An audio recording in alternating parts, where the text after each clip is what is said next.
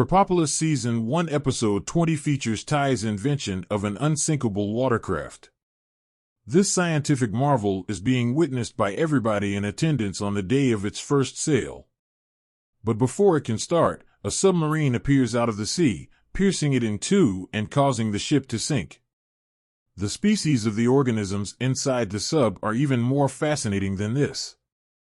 They say that Hippo is one of them since they look like him. The animals originate from the long-lost city of Atlantis, an advanced aquatic society. Hippo only remembers being forced to perspire profusely in order to survive. Additionally, he fights the urge to travel to Atlantis with the animals. Ty advises him to reconsider his choice. He lists the potential advantages for Hippo's voracious appetite for scientific discovery. He eventually had to buy Hippo off with the promise of total immunity for a later incident. Ty and Schlub go with him to the city beneath the sea. Before they arrive in the city, they lay out their plan. Ty proposes that since they were the first land people to view Atlantis, they ought to be the only trading partners. Hippo is shown to be the prince of Atlantis as soon as they get there.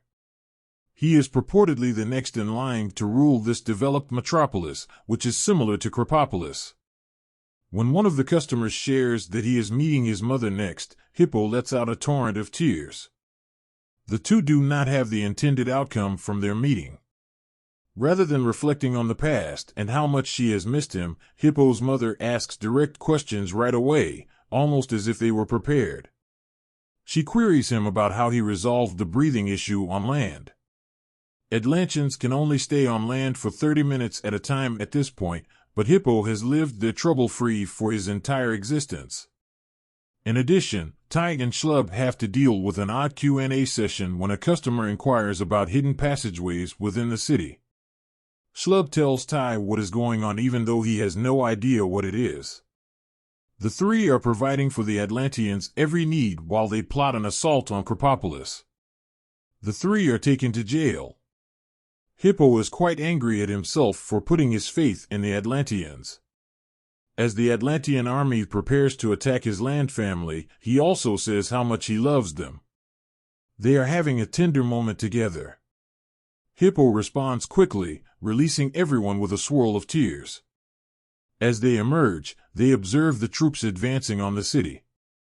Using his whistle, Hippo finally breaks through all of the army soldiers' glass helmets, instantaneously murdering them.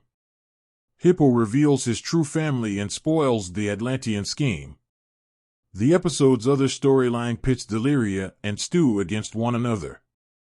The latter is tired of Deliria treating her badly and failing to acknowledge that she is among the finest fighters in human history. In an attempt to satisfy Deliria's endless and frivolous requests, Stu devises a scheme to designate her mother as a head priestess. This priestess is in charge of one of the many cults that the goddess is worshipped by. Deliria is enthralled with the priestess as she sings her praises. She quickly appoints her, thrilled with her commitment. Although Stu is first relieved, he soon starts to have doubts about the priestess and Deliria's increasing tolerance for her. She has such faith in Deliria that she gives the priestess a pendant that has a piece of her powers. After trailing the priestess to a covert gathering with her cult, Stu watches as she chants spells over Deliria's pendant. She tries to warn her mother, but Deliria doesn't seem to be concerned. The priestess and her other cult members barge into Deliria's room. As the priestess holds Deliria captive with the jewelry, they restrain Stu. She attempts to take Deliria's identity away and imprison her in the gem indefinitely. Stu escapes the armhold with ease, but he teases Deliria, asking her to follow suit. Deliria obeys, and in a couple of seconds, Stu finds the solution. The review of the episode. Krapopolis is rapidly approaching an optimal formula. The topic of family has come up in the last several episodes. In episode 20, the dysfunction that persists is once more faced with a powerful declaration of love. Krapopolis is poised to make a dramatic departure as the season draws to a close. The humor in the episode is situational and well-suited to the various subplots, with few forced one-liners. With Hannah Waddingham emerging as the most hilarious character voice, fans have come to love Deliria.